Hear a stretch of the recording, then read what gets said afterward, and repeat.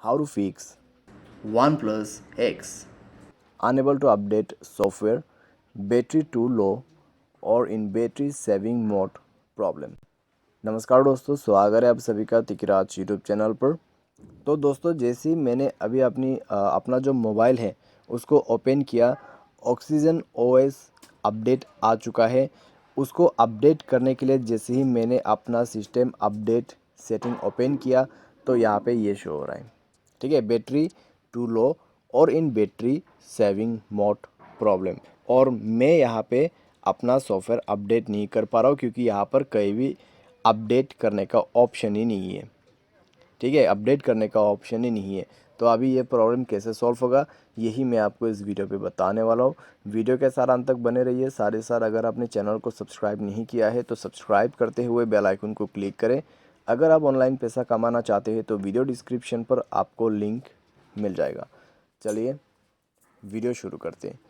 तो दोस्तों, यहाँ पे हुआ क्या है, जब आप सॉफ्टवेयर अपडेट करने के लिए जाते हैं तो आपको काफ़ी सारा बैटरी चाहिए होते हैं। आपका फ़ोन कम से कम 50% पे होना चाहिए, ठीक है। अभी यहाँ पर क्या हुआ है, मेरा जो बैटरी है वो अभी 24% पे ही है। तो उतने में दोस्तों सॉफ्टवेयर अपडेट होना दिक्कत वाली बात है, क्योंकि यहाँ पर खुद बताते हैं, please do not turn off your device while the update is installing. During installation, use your device at you cannot use your device at all, even to dial 911.